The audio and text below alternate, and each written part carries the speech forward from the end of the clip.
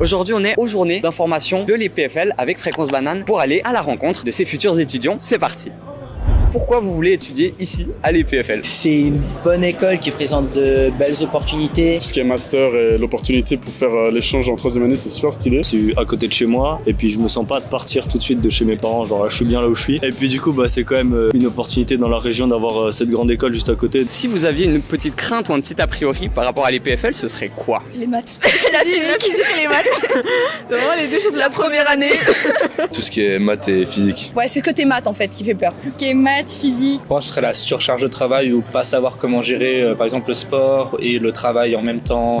Forcément tout le monde en parle, la charge de travail. Qu'on m'a expliqué qu'il y avait une mise à niveau etc, mais qu'il était très compliqué à rattraper. Donc c'est vraiment ça qui me fait peur. Il y a quand même pas mal de gens, on va pas se mentir, qui passent pas la première année, du coup ça a l'air vraiment dur. Quel conseil tu donnerais aux gymnasiens qui sont venus ici, journée d'information? Déjà, ce serait de pas prendre peur parce qu'en vrai, on a l'impression que ça va être hyper compliqué, etc. Et en fait, au final, on reprend, tous les cours ils reprennent de zéro. Même si t'es pas très fort dans une matière, il y a toujours le potentiel de grave s'améliorer et du coup de pas prendre peur et surtout de pas se comparer aux autres. Alors le truc surtout pour les gymnasiens, c'est que c'est pas grave si vous avez pas fait physique maths avant d'arriver à l'EPFL. Moi la preuve, j'ai fait grec ancien avant d'arriver à l'EPFL et c'est pas grave. Et vraiment de se renseigner, d'être curieux et de pas penser que le PFL c'est impossible à réussir ou que c'est genre juste pour les gens super intelligents. Je pense que c'est accessible à tout le monde et qu'il faut juste avoir de la motivation et aimer ce qu'on fait. Et niveau de la charge de travail, Alors évidemment, il y a quand même pas mal de taf, on va être honnête quand même. Mais si on sait s'organiser, il y a des formations que le PFL propose pour apprendre à s'organiser. Si on n'a pas peur de vouloir travailler, on peut toujours avoir des potes à côté,